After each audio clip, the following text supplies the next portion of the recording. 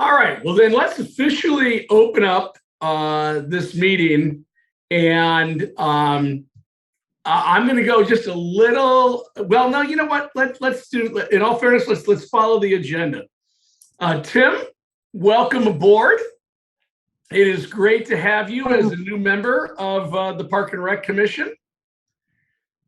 What we would normally do is we would normally torture you that you would have to buy the pizza and all the food for the meeting, but since we're not together, Tim, why don't you introduce yourself? You and I have met obviously before, but why don't you introduce yourself to the group? Tell us a little bit about your background and why did you want to come on Park and Rec?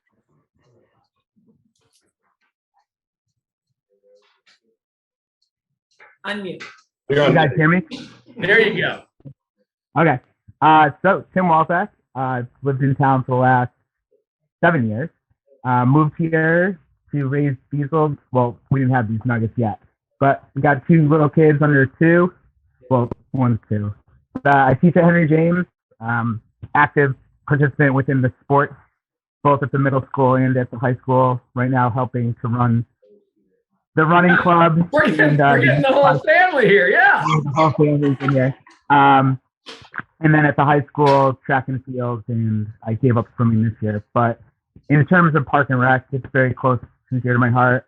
Growing up in Farmington, it was a big soccer town, and a lot of our activities focus around Park and Rec, and anything I can do to help just continue the growth of our town, and it offers so much.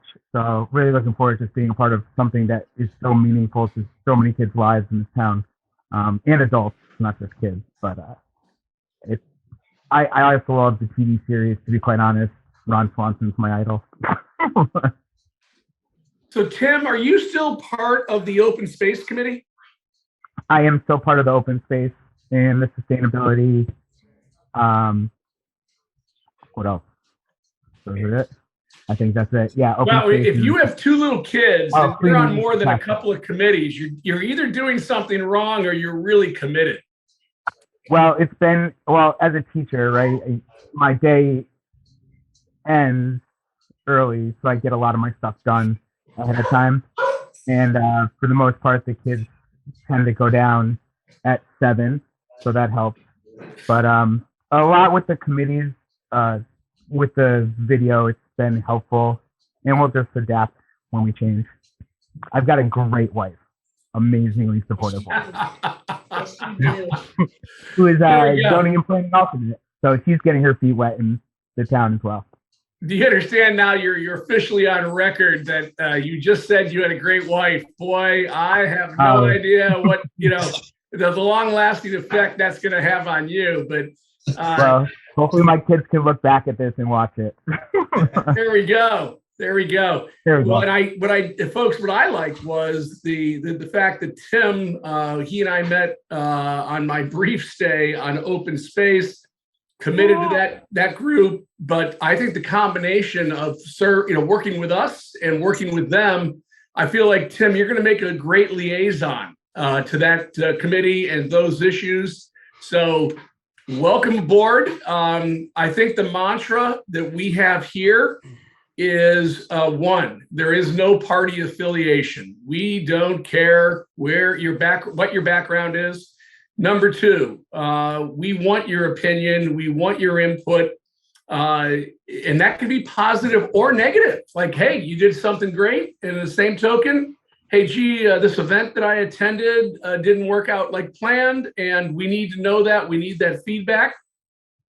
And then finally we like folks that get involved. There are a number of volunteer opportunities for the events that we run or the things we're affiliated with. So we're hoping that although you're a busy guy and your wife is wonderful, that she might let you out of the house every now and then to give us a hand. Yeah, I do want to also let you know, Tom gave me a great tour of the town and everything that's happened, past and forward thinking. So it was a great welcome to just see the whole thing in one big scope. Great. Well, then I'm going to move right on. I've been in this commission forever, and I am so proud that this is the first time ever that we have been able to recognize Orlando or any other staff member for that matter for the achievement of the Parks Maintenance Professional Merit Award. And Orlando, I got to tell you, I've known you long enough. I know you do a great job. Tom knows you do a great job. Now the entire state knows you do a great job. Listen, guys, it's been a lot of fun. Everyone's been great. Recognition is awesome, but just keep this in mind. It's more of a department award. You know, we're a team. We work together. It starts from the top, starts from Tom, and it just feeds right down to everyone else. And you know, Tom is the one that submitted my name. I would have never even been recognized if Tom didn't take the time from his busy schedule to put my name in for recognition. So Tom, thank you for that. We really appreciate that. But really, you know, it's really a department award, I wish it said department award, not basically my own award, because we all work so hard for that community, and we take a lot of pride in the community. And you know, I've been doing it for 33 years, and I love what I do. I love working with the staff. I love working with all the volunteers in town. Simsbury is just so fortunate to have so many dedicated volunteers that do a ton of work every single day to make that town what it is. And it amazes me every time I work with a volunteer in town, whether it's beautification or the garden club or whomever it might be. They're so passionate about that town, and that's why it is what it is, because the people in that town make it what it is. So I'm fortunate to have the opportunity to work in Simsbury, to be honest with you, and do it for as long as I've been doing it. So hey, Tom, you're getting a little kudos here. What prompted you to suggest or to come up with the idea that really we should nominate Orlando for this particular award? So that's a great question, and I appreciate the opportunity to speak on it a little bit. This award's been, I don't know if those of you who know, I'm the president of the current president of the Connecticut Parks and Recreation and Parks Association. And it's been a pleasure to do that. I've served on that awards committee for many, many years, and I've seen how the selection process works and the quality of people we have working across the state. This award was added to the association about 4 years ago. And, you know, I came on board 3 years ago, and I've just had just a wonderful opportunity to work closer with Orlando in this position than I did in my old one, and just really see how valuable he is. And like Orlando said, the Parks Department in general, and seeing how hard they do work, how much they do for the town, and the support we've been getting from the town administration has been fantastic. But it was just an opportunity to recognize the work that Orlando does and his staff does as well. You know, part of the selection process was putting together some reference letters about the candidate. It wasn't hard to do. They were lining up to do it, and you know, the town manager, the former president of the soccer club, the former president of Little League, really wrote some heartfelt recommendations in support of this nomination. And you know, it meant a lot to us to see what he, you know, all the stuff that he does, and for him to get this recognition. It's kudos, like he said. He's very humble. It's a nice recognition of the work that he's been putting in all these years. But it is true. I think it is truly reflective of the work that he and his team and the department and the town do for our citizens. So it's special. I appreciate that he let me nominate him. I wasn't hiding it or anything. So, you know, he is very humble, but he did say yes. So that helped. And he will be recognized at an awards ceremony at Mohegan Sun on November 23rd. A nice awards banquet the association does every year. And I know Orlando, his wife, and one of his daughters will be able to attend, and a number of town staff are going to be attending in support as well. In addition to that, we have also been we also nominated the Hopbrook Landing at the Flower Bridge Park for an award as well. And it goes to a newly developed park or a recently renovated park within 2 years. And we've all seen what's happened down there. Orlando, again, this kind of dovetails to his award as well. Orlando put a lot of time. His guys have done a lot of work down there. Orlando participated in the design process and throughout the construction process, making recommendations on that development as well. And we're just thrilled the way that's come out. We receive positive feedback just about every day from people who use that facility. We've just seen such tremendous interest in there. I believe I think I came up with an estimate of almost 42,000 visitors annually. Wow. Yeah, that's it's figure how much traffic is there day in, day out. I actually thought I underestimated it at first and went back, and I'm like, well, we'll stick with 42,000 for now. But that facility will also receive an award that day as well. So we're doubly thankful, and appreciate the Connecticut Parks and Recreation Association's recognition of these facilities and for selecting both of our nominations this year. But again, job well done to Orlando, his team, and thank you for all of your support, all of your support over the years as well. Because that goes a long way toward this. Yeah. I also want to include that and just add to that, Tom. I want to thank the Rec Commission, Dave. I know I've known you for a long time, and you've always had our backs. I remember back in the days when we were basically the stomping grounds of the departments, and you were front and center every single time, supporting us, and we really, really appreciate you doing that for us, and it really has gone a long way for us, you being there for us, and and things are looking up. I know I'm basically on my back nine when it comes to my career here with Simsbury, but I see a bright future, going forward, because I think we have people in place that finally understand the value of a well-funded Parks and Rec department, and what that means to the success of any community, right? And we finally gotten there. It's taken us 30 years since I've been here, and we weren't always appreciated or considered essential. And the last couple of years, it's come back around, and I think people realize, that's part of our everyday life, whether we're walking, we're running, we're doing sports, or just, taking our dogs for a walk, right? It's what we do every single day. And we're finally getting there to where people, the board of selectmen, we have a great town manager. I think Maria Capriola is amazing. She's been a huge support for us and it's been there for us right from the beginning. I tell everyone that every chance I get to give her props, I say it because she's been great to us. So I do give all the props in the world, but yeah, thanks to the commission, but yeah, we're finally getting there. It's been a long road, but I think finally people are recognizing Parks and Rec as essential services that is important to any community. You say you're on the back nine, Orlando. So you got about 30 years with the town. Can I hope for another 30? Only if you hang around with me, Dave, maybe.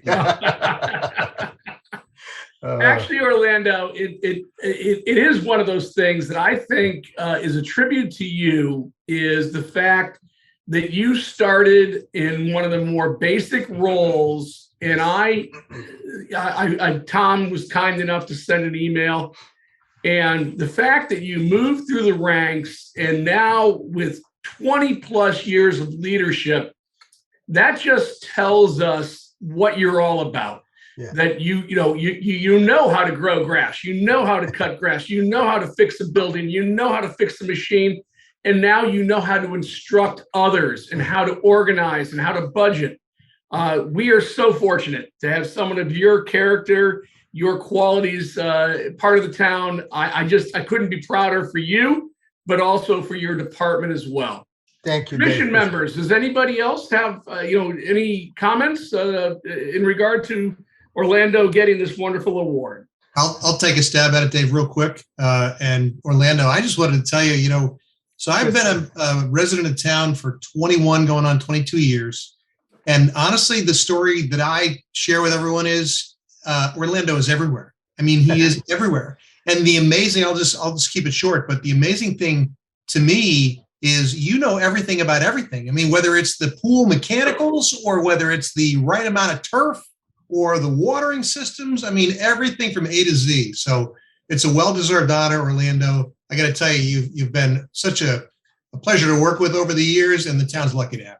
Thank you, Chris. I appreciate that. I just want to give thanks also to Jerry Toner. Jerry was a big part of hiring me back in 1988. and I was very green back. I think 22 years old. I didn't know an awful lot, but I knew a little bit, enough to get by, and Jerry saw something in me. I don't know what that was at that time, but he gave me the opportunity, and I hopefully I made him proud, and I've been able to do the right thing for the residents of Simsbury. Because again, what you guys are fortunate. You live in a great community, great town, great people all the way around. It's just a great community. I saw a couple of people ready for comment. Lori or Danielle? You both are on mute, or one of you. No, Lori, you're not. Okay. Just wanted to say, after sitting on the Little League board for 3 years, every other word out of Joanne Russell's mouth was call Orlando, call Orlando. You did everything to take care of those fields. So just from that point of view, you were invaluable. So thank you very much. Thank you. And Joanne is an amazing person. Again, volunteered her time, incredible amount of hours for Little League. She was an amazing person to work with. Loved working with her. Right. Danielle? I just wanted to say from the bottom of my heart, I can't thank you enough for all you've done for myself, my family, my parents' generations that I'm growing up in, the Simsbury Recreation family. I would consider it from being just a counselor, even before that, what did we call them? Practice counselor, to running the koala kids, to doing my whole life, the soccer fields, and now my daughter doing the soccer fields, and just the pools every summer, the ice. Everything's always been outstanding, and you don't realize until you go somewhere else how that this is our community, that we get this for free. Those golf courses, those everything, and you're like, it's just unbelievable. And the way it's kept up, it's better than private clubs. I've heard, I'm not a golfer, but it's just amazing what you do on a daily basis and what you guys don't get enough credit for. So thank you so much from the bottom of my heart. Thank you. And you're well deserved. Thank you very much. 20 more years would be great. There we go. Thank you.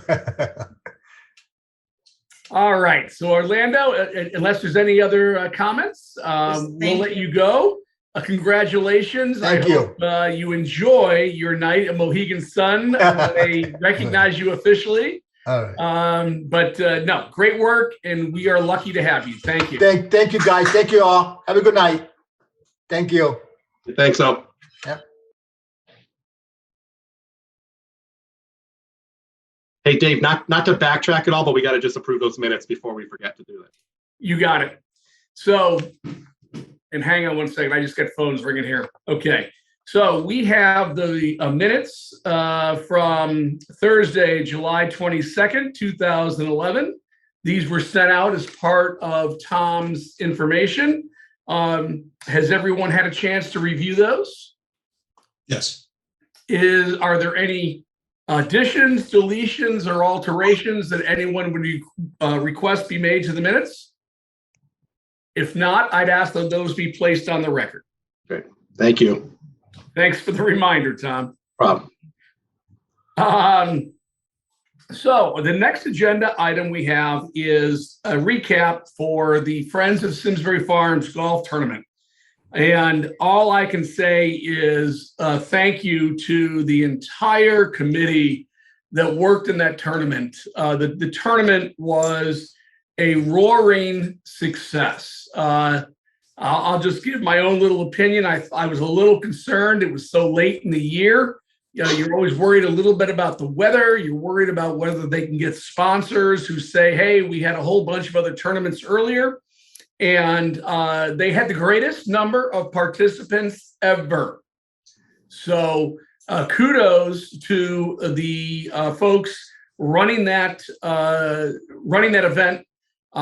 It was a barrel of fun from a standpoint of they raised, and Tom, I'm not positive of this, but I did try to request the information that I do believe they raised more money, or we raised more money than they had ever raised before on a net basis. They have learned, or we are learning, how to get sponsorship because this is their biggest fundraiser of the year. And recognizing those sponsors, I want to credit Kelly. Kelly was our marketing guru. So if you folks received like 100 emails from somebody that said Friends of Simsbury Farms, you can then blame Kelly because he did a great job. Kelly, how'd you think it went? Listen, I'll keep it short, but I felt like it was well attended. Honestly, even though it was done later than either of us wanted, Dave, the planning was well done. The execution was well done. And, it was a collaborative effort. Everybody worked together very well, which was, it's an evolving thing for us, for the Friends.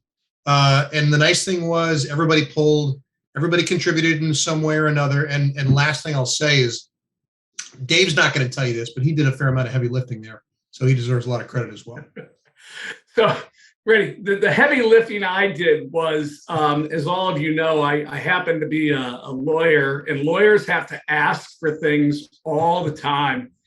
And one of the board members, Mike Pendergast, said, hey, Dave, I've got a job for you. You're going to stand at the table and make everybody buy raffle tickets. And I want them to buy a lot. And it worked out great. What a great committee. We actually sold more raffle tickets than they'd ever sold before. I attribute Mike with that. But the one thing I'll say to our commission is we have new members coming on, is the Friends, the board of directors is always looking for new input and new people to come on. In particular, right now, they are lacking women. And if anyone feels like they want to roll their sleeves up and join another volunteer group, they'd certainly love to talk to you. You can certainly contact myself, and I'll give you, Mark Demings, the board president. But I think it's important that I just let you know that there are more opportunities. I ask you all the time, as you know, to volunteer for things. This might just be another one of them. No pressure. I think you need to do a little fundraising, but you also need to having input on what projects the Friends might recommend to the town, because there are a number of rather large projects they have that they are considering, and all the help they can get is certainly appreciated. But yeah, I think overall we consider it to be a great success. And again, I'm going to credit Kelly one last thing. They have really come up with the idea that we need to start right now considering locking in or at least approaching our sponsors for next year. Because one of the things we ran into was sponsors said, oh, I've already spent my money. I don't have any money left. So again, commission members, if you think there's a business or an individual or someone that you might think is a perfect idea for a sponsor, you don't have to do the ask. The Friends will do the ask, but please let Kelly or myself know, because now is the time that we're looking to, before January 1, we're looking to approach these sponsors about locking them in for next year. Is that fair, Kelly? Yeah, that's very fair. And I'll dovetail your point, Dave, about potential assistance. The nice thing about this group now is they're good listeners. They're a little more open to new ideas, perhaps, than they used to be. So that kind of putting that mildly, and they're collaborative. They're looking to take inputs from a variety of sources. So it's not one of these groups where you sit there, and perhaps where even it might have used to be, where you sit there and you feel like your voice isn't heard. Your voice is definitely heard, and it's also not a tremendous amount of time. I mean, I think even with the golf tournament, there weren't that many meetings. So yes, it's not a big lift, and you can get a direct correlation with your efforts to Simsbury Farms complex, because what they're raising can be used for so many different potential projects. That's kind of exciting. Gee, it's interesting, Kelly. Your comments seem to resonate with Sarah. Yeah, we'll leave it at that. Yeah, there we go. I can imagine it's come a long way. Yeah, there you go. You know what? While we're doing that, let's just take a moment. That there was an email that was sent out that we are going to lose one of our valued commission members coming up on the expiration of her term. and that is Sarah. And Sarah, I realize we're going to have one more meeting with you, but You're not done with me yet. I'm not done with you yet. But I just wanted to make sure the other members knew that you were going to be leaving us, and that giving everyone an adequate opportunity, whether it is on this forum or privately, to thank you for your service, your volunteer time. You've been a great, great member of the commission, and you've been somebody who really jumps in.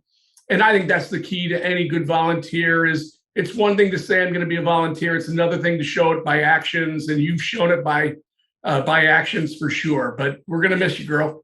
Oh, thank you. You're a great leader. I had a great time.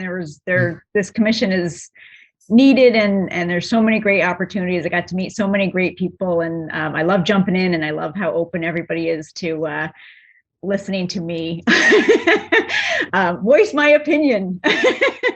Well, I got my fingers crossed that we might actually be able to say, our goodbyes in person at the December meeting, but we'll see. That would be awesome.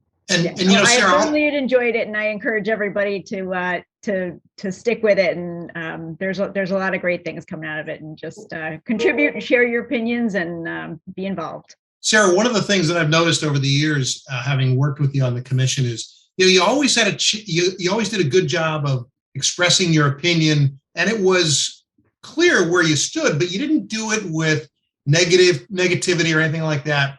And I appreciate that. Number one, even if you had a counterpoint of view to mine, you were still professional about it. You did a nice job with, expressing yourself.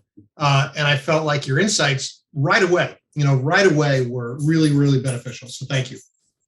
Thank you. I just wanted to say, Sarah, we're going to really miss you. I kind of thought of you as kind of like somebody I looked up to, and I always thought it was so well put. The things you were saying, they weren't just thoughts, they were really well thought of, and it made me think, and I appreciated that. And that will be missed, your points of views and your comments, but I wish you well, because I'm sure you're going into bigger, better things. So I don't know about that. Stay in touch though. And I may come back someday in the future. There may be a second run someday. Boy, now I heard how Orlando felt. This is all mushy. It's too mushy for me. I know, but thank you for everything. So. All right. So now I'm going to subject you all to a big dose of Tom Taberski. So the next 1, 2, 3, 4, 5 agenda items are Tom.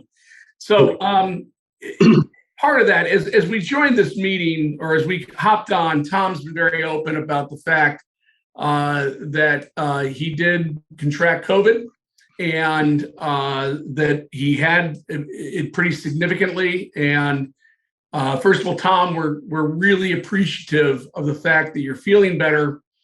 At the same time, we also, I frankly want to do this in a public forum. I want to make sure that if you're not feeling up 100%, or that there's something that you're going to leave aside because you need to take time for yourself, you do so much, you do it so well. But first and foremost, I want to make sure that you have the support of this entire commission to take care of yourself. No, Dave, I appreciate that, and I appreciate all the well wishes I got while I was out. Ironically enough, that the day I found out I was positive was our meeting date in September. So hence the quick text to everybody that we had to cancel that night, and then the day after was the Friends tournament, and I missed that. But yeah, after a few, couple of weeks of really, really being out of it, I've been trying to edge my way back in a little bit, and it's taken time. And as we go through the rest of this meeting, there's going to be some cough breaks. I've been battling it while everybody else has been talking. So I'm sure once I get on the stage here, you're going to hear a few more of it. So I appreciate your patience as we go through. But no, I appreciate the well wishes. Dave was great. Kelly was great. I heard from a lot of you guys, and it wasn't an open thing for a while, but now, I'm trying to kind of tell everybody I was vaccinated and it does happen. So, right. I'll leave it at that. So just still be diligent where you can be diligent, mask wearing and things like that. So. So how about the update on Simsbury Celebrates and the fundraising and the event planning?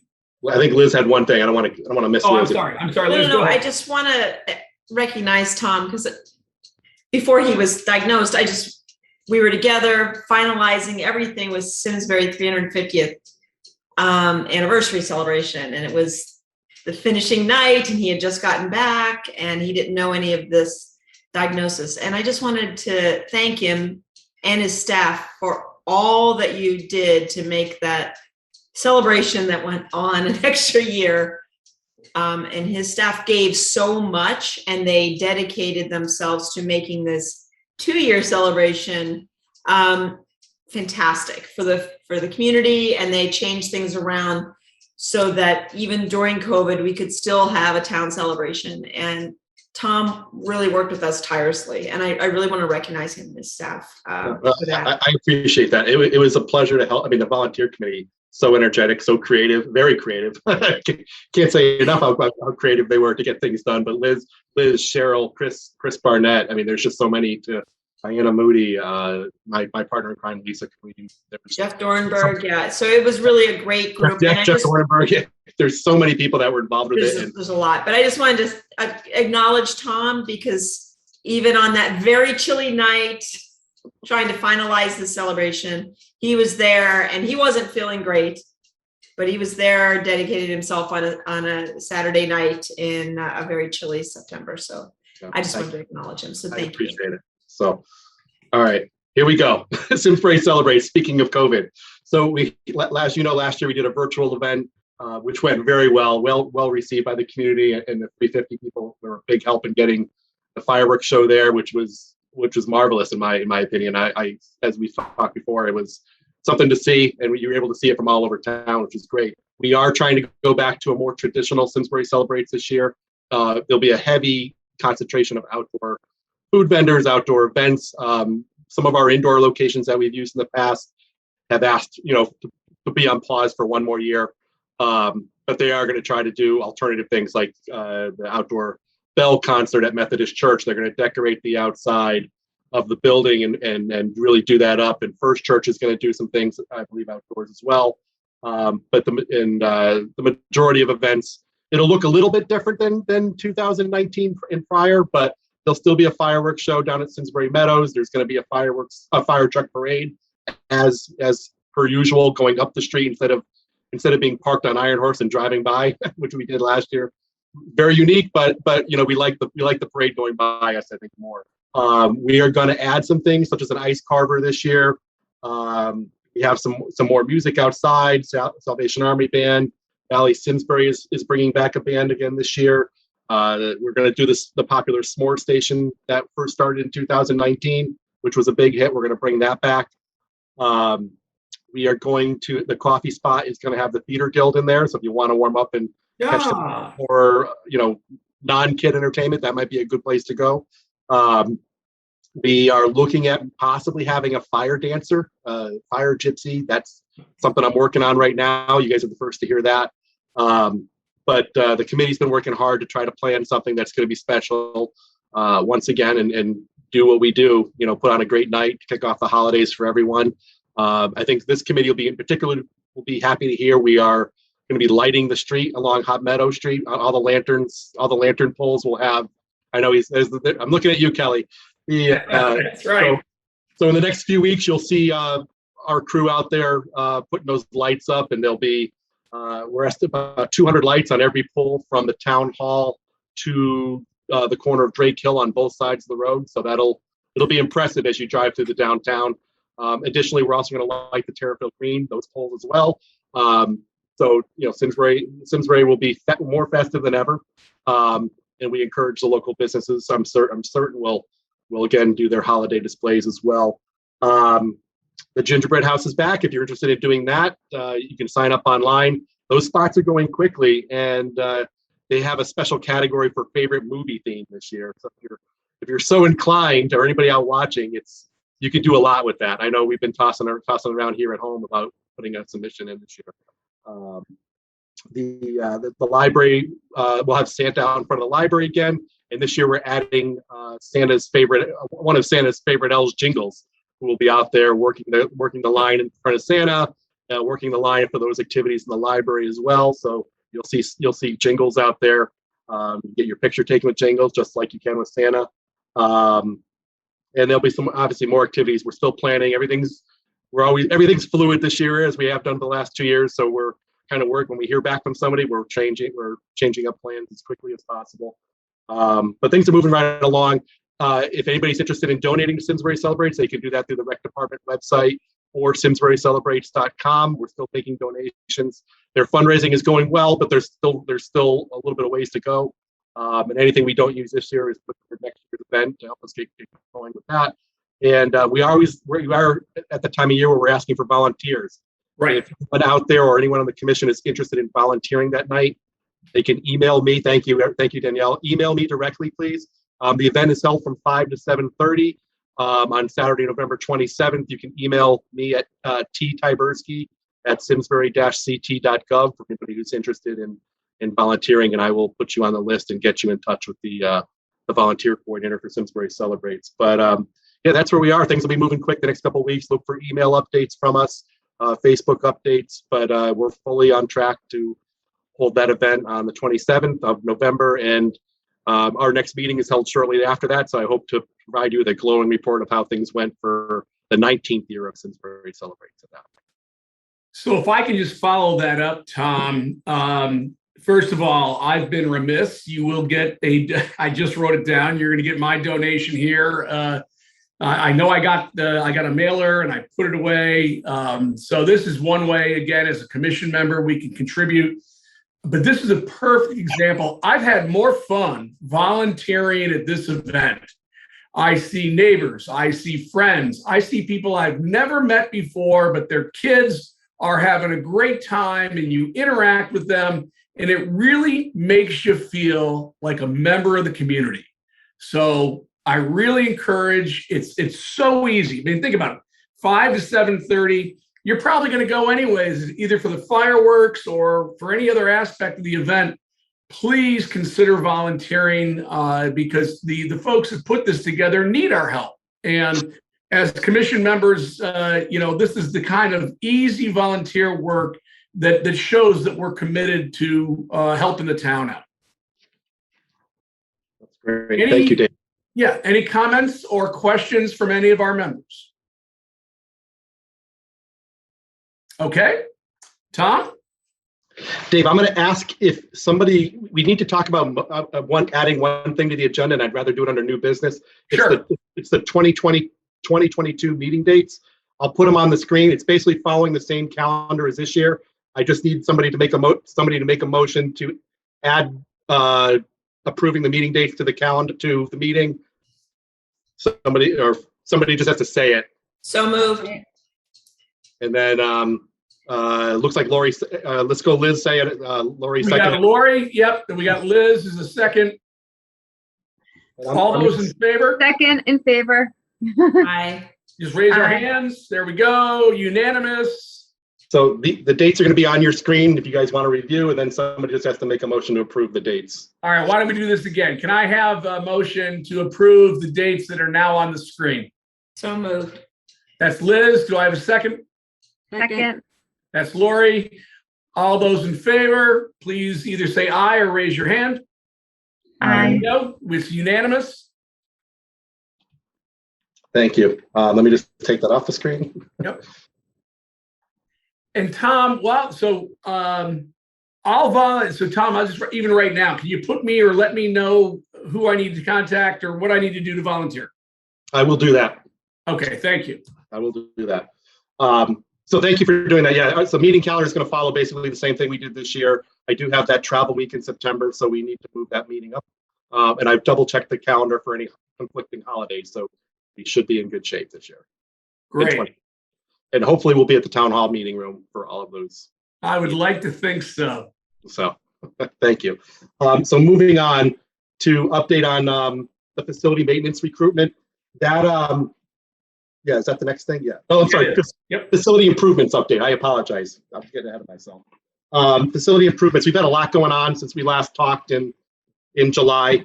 If you've been up at the farms anytime recently, you've noticed that there's been a painting project going on. excuse me, we actually had we did go out to bid to paint the Simsbury Farms main building. That's the building where the rec office and the pools are located. They actually just finished that. I'm happy to say they just put the last finishing touches on that building today. It looks fantastic. We went out to bid. We got a lower than budget bid, and so that project came in significantly under budget.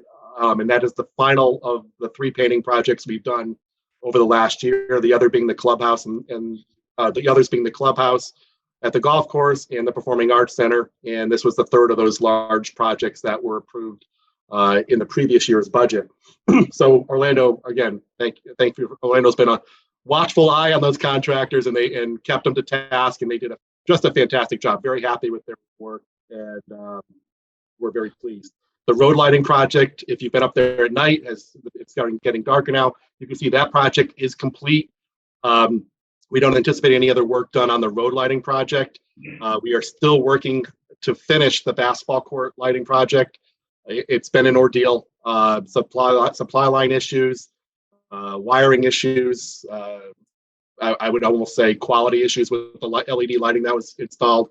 The panels worked, and now there's some issues with them that we're working to get cleared up before making those active. The switch has been installed by the courts.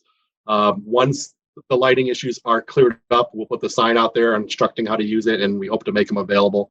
I just don't feel that we're ready to turn them on at this point. They're not fully. I don't know necessarily it's a safety issue. Actually it is. There are some dark spots, so let's leave it at that. That I'm not going to turn them on until we're 100% ready to go. But our contractor is working as hard as they can to get the parts needed to finish this project.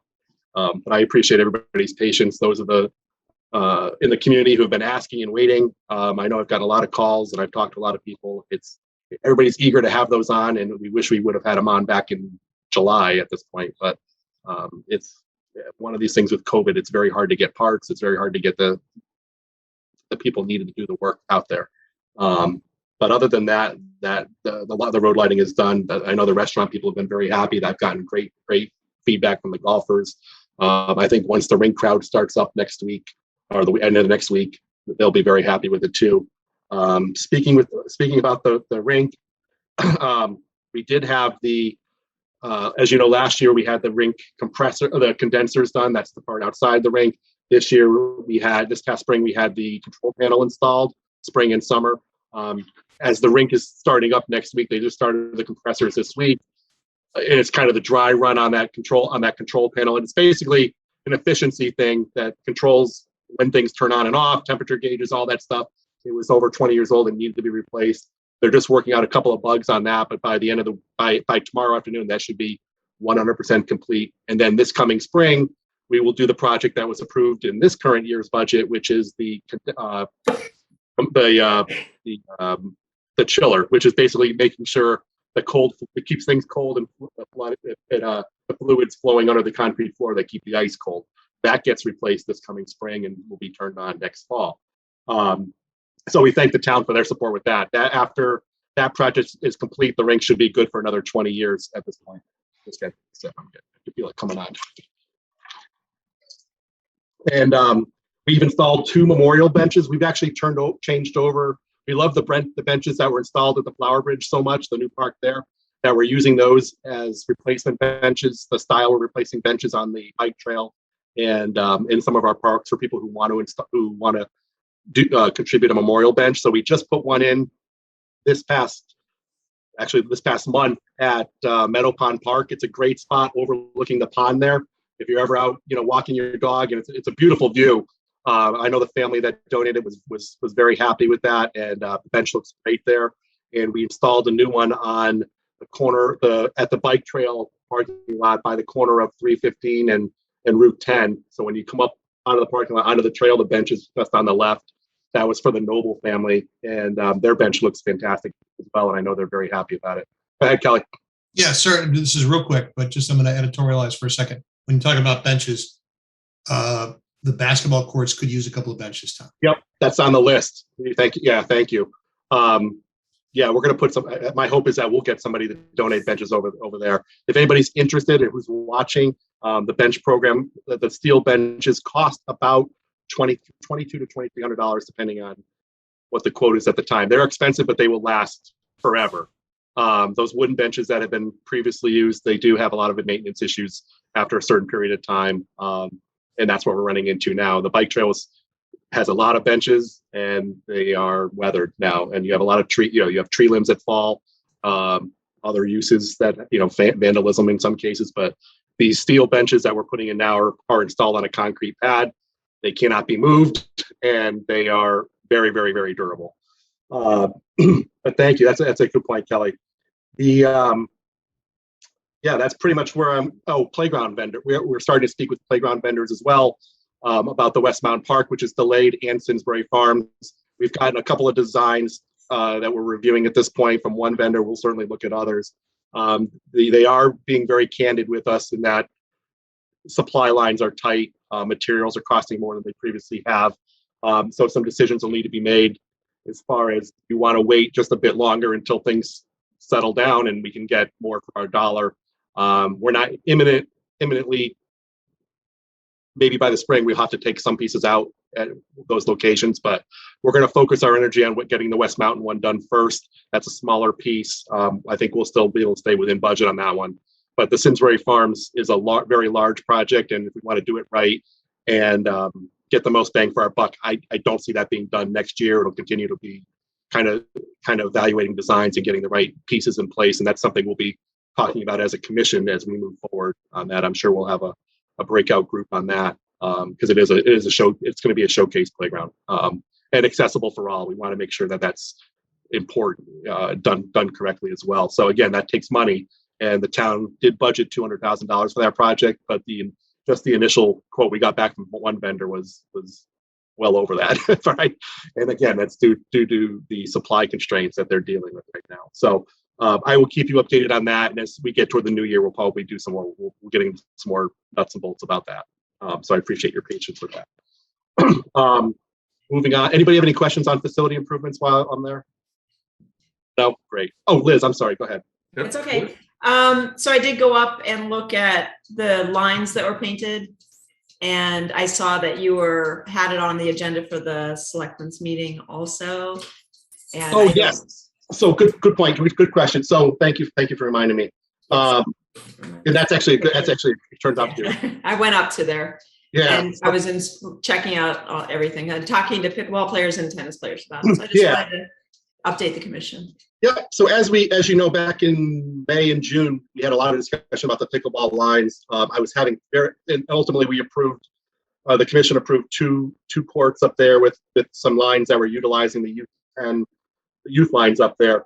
It took all summer to get somebody. Again, contractors are very hard to get up here when they're working with small crews right now, trying to get people to come back to work or having people out of work. So we finally were able to get somebody up there. We had a donor who paid for the lines, but when they got up there, they made a boo-boo. Their contractor didn't follow the sketch that I had given them and that he had in his truck that morning. He extended the lines out too far to the sideline. I think the sideline is the right term of the tennis court, the adult tennis sideline. And I asked him to fix it, and they attempted to fix it, but once you put acrylic lines down, it's very hard for them to clean it up. They did their best, but it's not acceptable. Their foreman, their company owner and their foreman apologized. They wanted to make it right. They offered to come back and just repaint, and our courts are already weathered. If anybody's been up there, they're starting to fade. It's when the town installed those courts about 5 or 6 years ago. The contractor put one top coat of color of the playing surface on. If you really want it to last, it should have been 2 coats. That's the standard in most cases, and so we are at the end of life on that existing top coat of the playing surface. So what they offered to do was basically repaint the interior of those 2 tennis courts, and then all the lines would be repainted as well. That wouldn't include the outside green space. It wouldn't include the other 2 courts that are up there now. So we had them give us 3 options. One of just doing those 2 courts. One of replacing everything from corner to corner of the courts at one cost, or doing it right and doing the entire thing with 2 coats. Thankfully, the town had end-of-year funds from the previous years, from the fiscal year 21 budget, and we applied for them to consider the cost of redoing the entire court at cost with the 2 coats. They've agreed to do that. That's about $19,500 to do, so that we're at the top of their list for next spring. As soon as the temperatures allow the courts to be painted correctly, they'll come back out and they'll repaint the entire 4 courts and the surrounding green space with 2 coats, and they'll do whatever we want for lines, whatever it is. I know the pickleball players have been up there playing. They appreciate it. They're up there. They're not thrilled with the light purple that we use because it's a little hard to see from the opposite side of the court. So they're asking for a different color. I've been out there, walked it. It is a little hard to see, I guess, through the net and whatnot. So I mean, they think there's some merit to that complaint, and we can work on a different color. But I am happy to say that there has been some success. I haven't had any complaints from me personally. Haven't had any complaints from tennis players in conflict with the pickleball players or anything like that. They're seniors, most of them are seniors.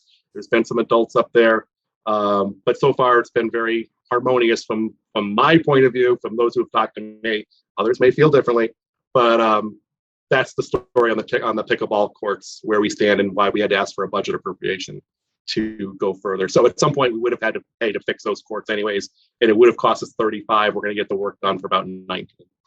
So, any questions, Liz? No, I'm just saying they're tennis courts, and we're hoping in the future to get the pickleball court set up for them. We are. We're still applying for trying to find grant avenues and looking at the possibility of our money, the federal money for those pickleball courts. Maria has been really good about trying. We're exploring every opportunity to get the Terrafill courts rebuilt. I should have the final quote back from the company that we've been working with on a rebuild at Terrafill too, so we have a solid number. I'm encouraging tennis players who are not as happy to root for new pickleball courts and support that agenda with the selectmen and finance committee. So Liz, real quick, first of all, I think that's a good point. And second of all, from your point of view, is there a color standard that those courts would be expected to be? Is it blue or green? There's a variety across the board. Does it matter in terms of recommended colors? Is there a standard out there? What's the? Well, the thing is, the blue is normally for juniors, and when we instruct juniors, and so the green and the purple, it's just how the contractor was hired. Yeah. Use that. Kelly, I'd like to be part of that conversation when it's done, so that we have the least intrusive for all users. Because it's a temporary situation that we're hoping for, right? It is. So. Kelly, just want to be clear. Are you asking about the interior of the court, or are you asking about the lines? No, the interior, the actual court, the full court surface itself. Blue versus. We use blue for the interior, green for the exterior. I've seen different, like Liz, I think would say she's seen different colors everywhere else. Certainly, and we have white lines for tennis. Light blue, I would say they're light blue for you. The juniors, yes. Light blue, yeah. Light blue is used for, or the purple was chosen for the pickleball at this point. But yeah, if you're asking for a different color scheme or suggesting a different color scheme, the blue and green. The blue and green pops well. It's used on a lot of USA tennis courts. It's used. USTA, yes. Yeah, we use that on our USTA standard. Yep. So yeah, that's where I was going with the question, was to basically get Liz's expertise on that. Yeah, USTA standard is white, always only for tennis.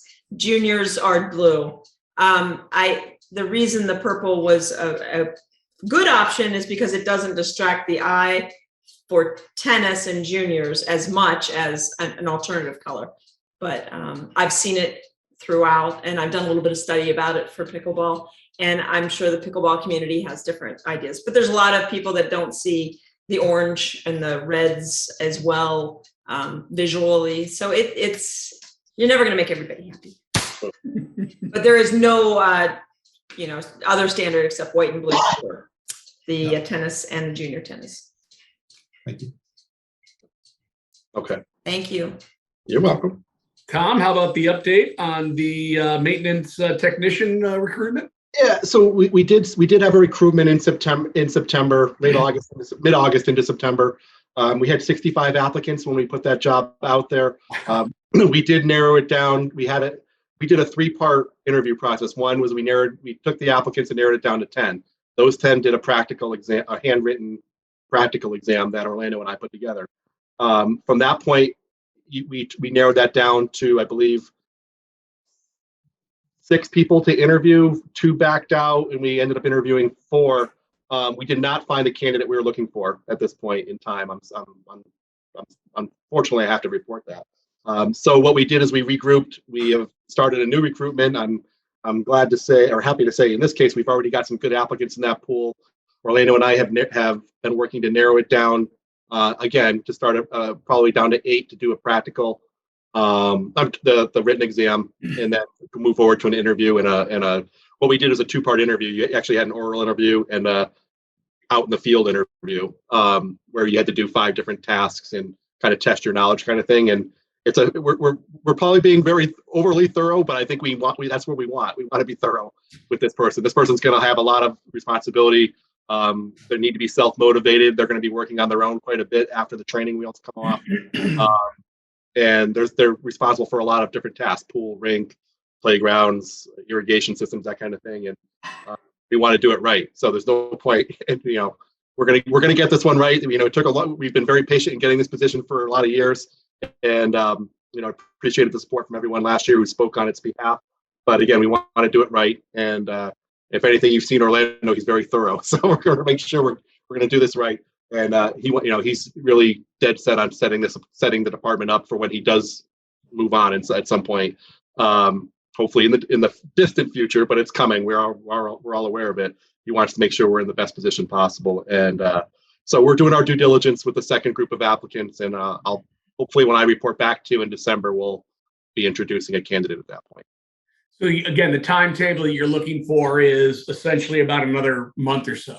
Yeah. We're going to probably start interviews not next, or the test the week after, and sometime interviews probably shortly before Thanksgiving if we stay on the timetable right now. And then what'll happen is we'll forward a candidate to the town manager. She's our personnel director as well.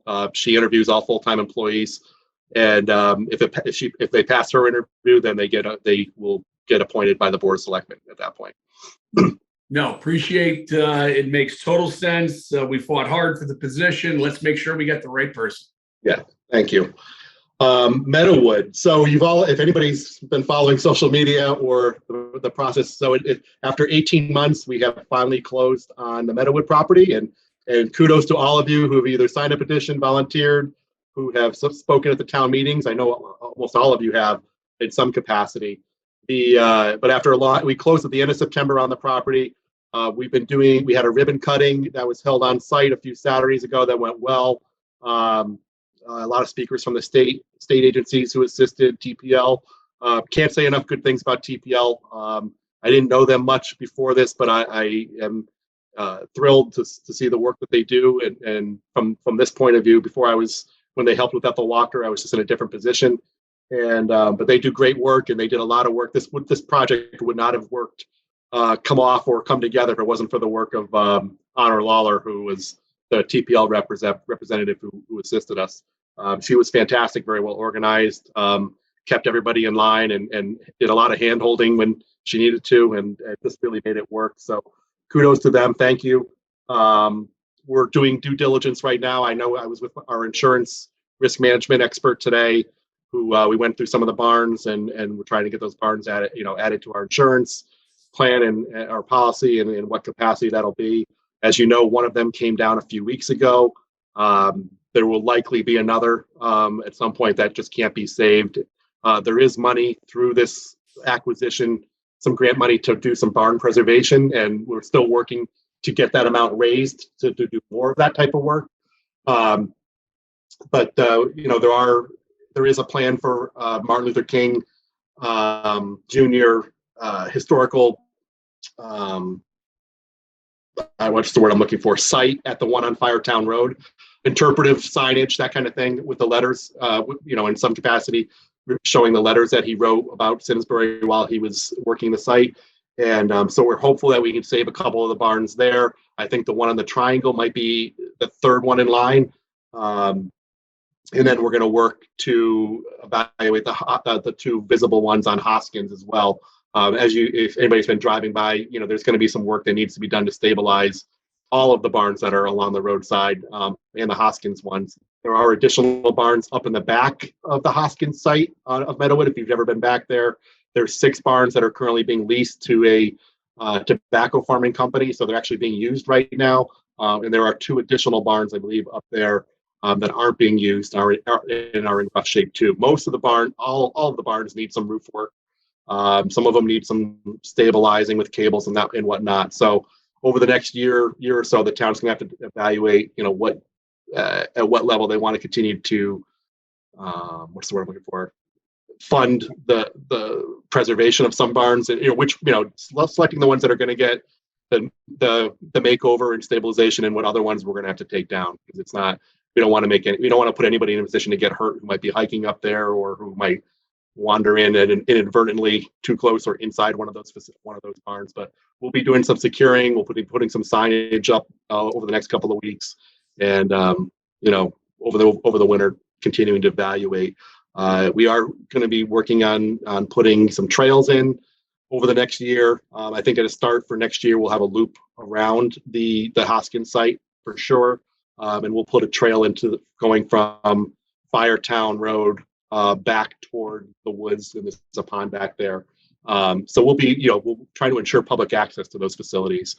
We will be putting an RFP out to getting a farmer on the Hoskins side as well. I know there's some interested parties in the town. Is the open space committee that Tim and Kelly and Dave have all worked with. They're very close to finalizing an RFP that'll go out probably soon, and hopefully have somebody lined up for the spring to farm that property. Any questions on Meadowwood?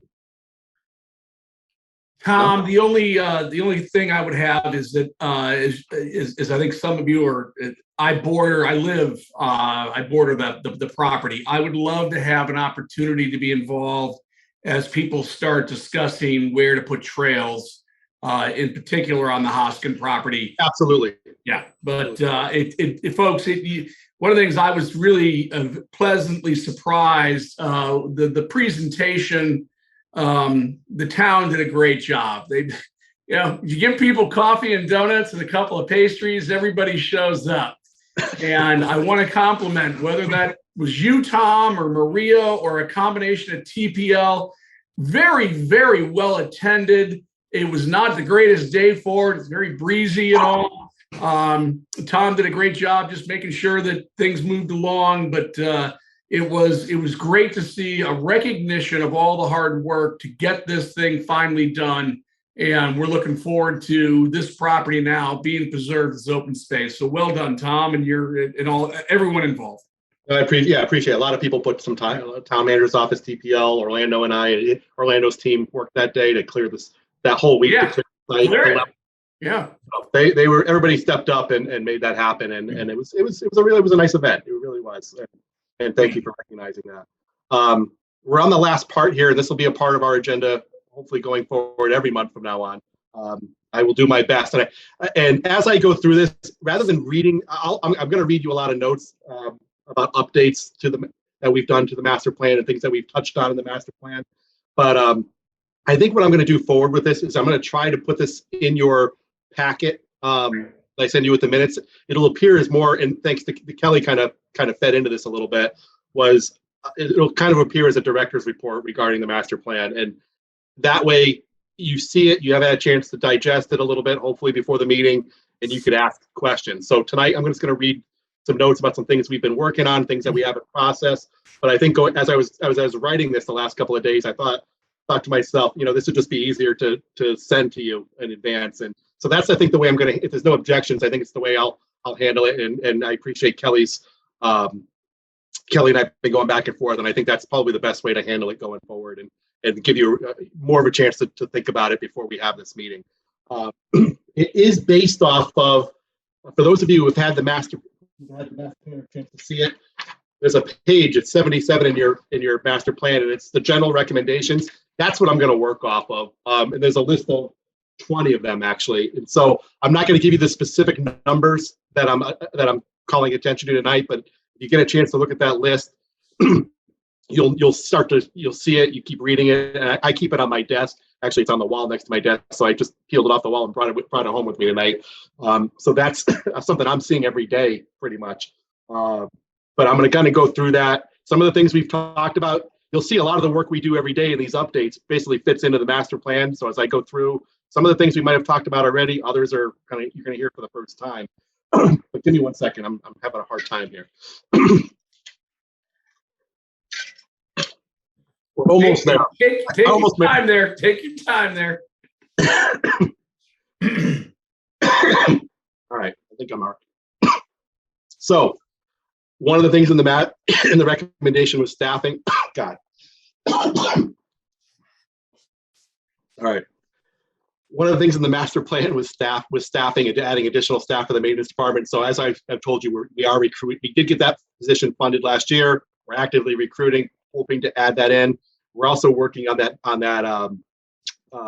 maintenance software as well. Orlando and I we've had some meetings with some vendors. We're still shopping around. Things have just been so busy this summer, and again, things in and out with COVID for different staff members. But we hoped over the winter to implement the maintenance program, which should lead to some efficiencies, but I think a much smoother process for our residents and for our staff to get work orders, to report problems, that kind of thing. Again, this is something we're trying to make sure we do it right the first time, not accepting somebody who doesn't have all the things we're looking for. We're really trying to, we're probably going to be very choosy on this. We've already said no to a couple of companies. We've made suggestions, and they're coming back to us after they've added the things that we want. So we're still reviewing that. We're in the local, excuse me, the parking project at Simsbury Meadows, which you heard a lot about last year, and the ADA improvements. Those were priorities in the master plan that the town put together. ADA accessibility, parking improvements at the Meadows were high. So right now we're in the local permitting process for that. We've had the engineers design it. They went to wetlands, I believe, last week for the first time, wetlands conservation.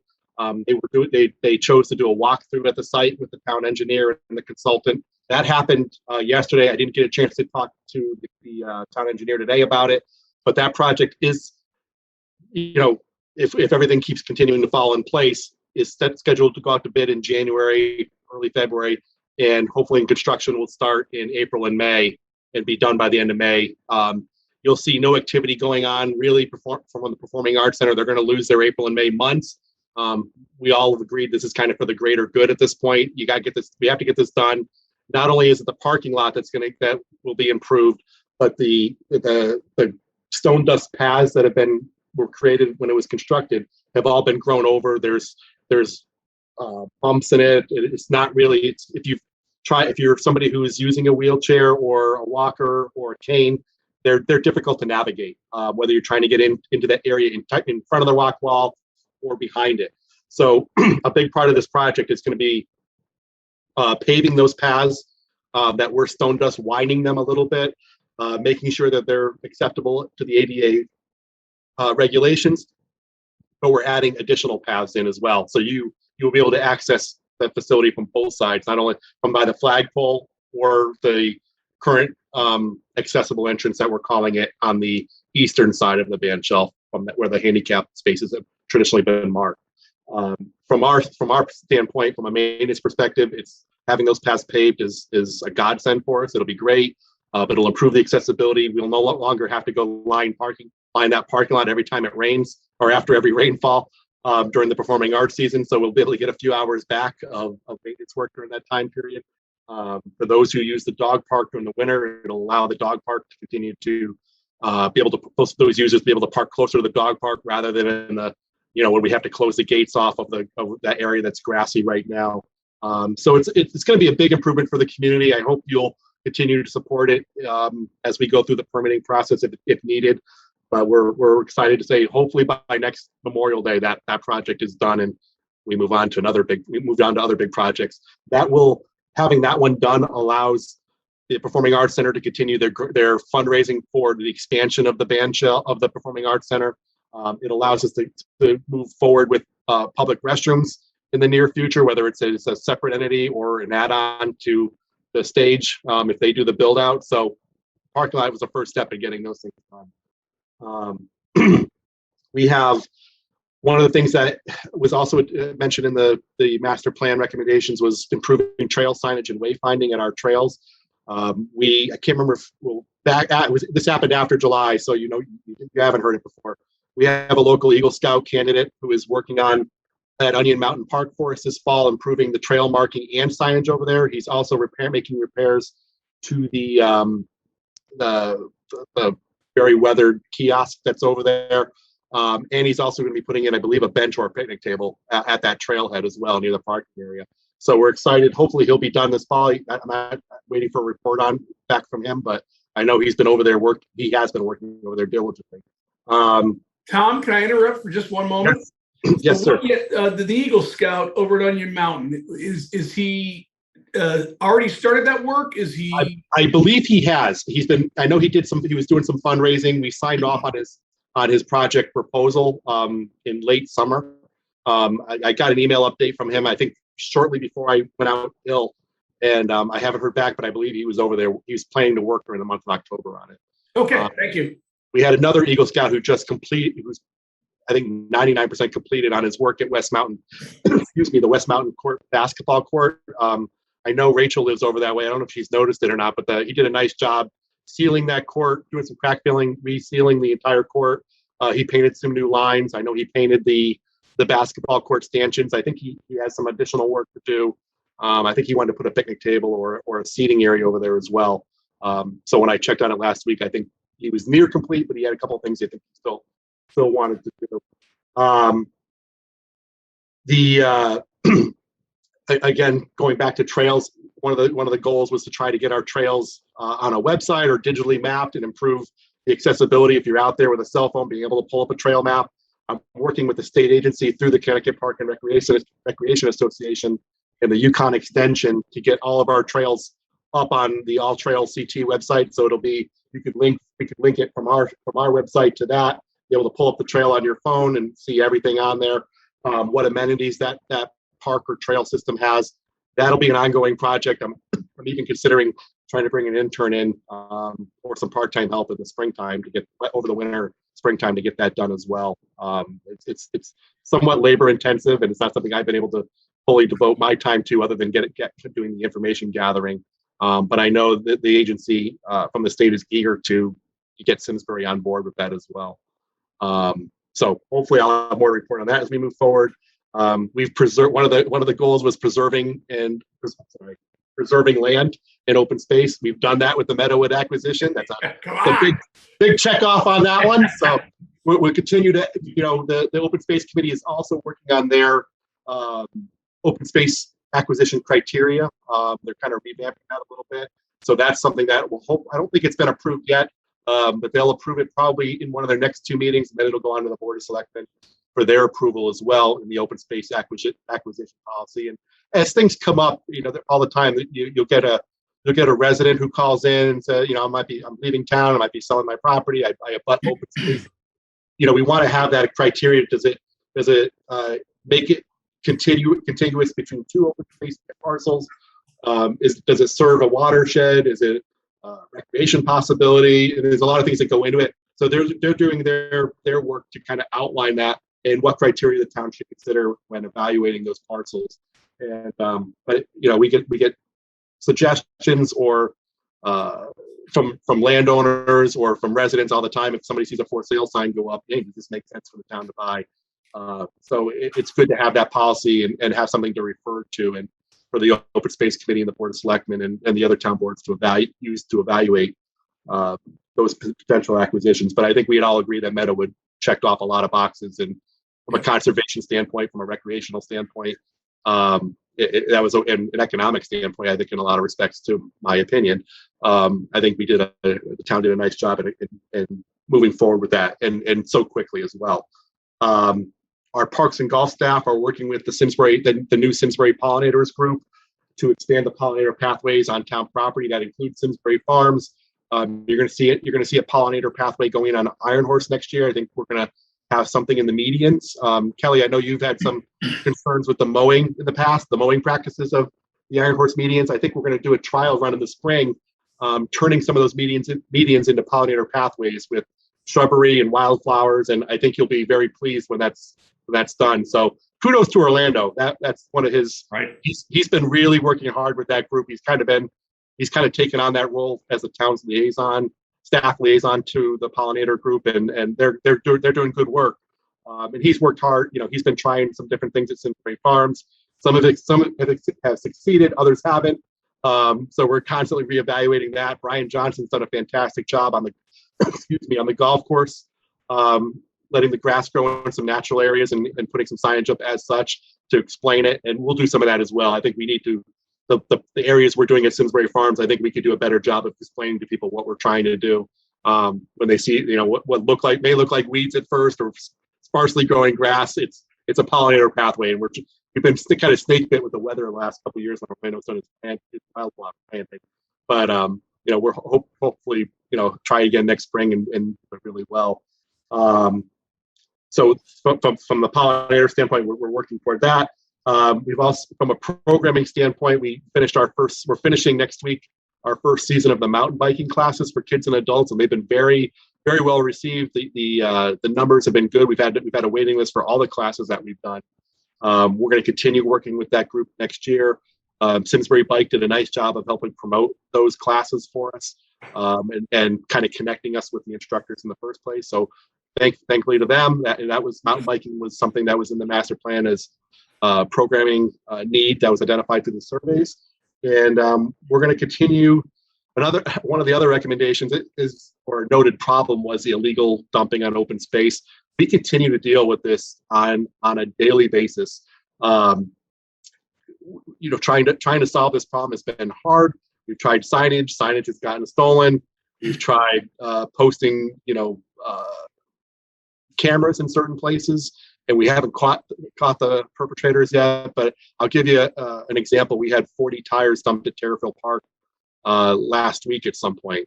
Not only is it reprehensible that they did that, what happens is it takes staff time to remove those tires, and it's a cost of $10 per tire to properly dispose of that through the transfer station in town, and that's a cost that the department has to bear.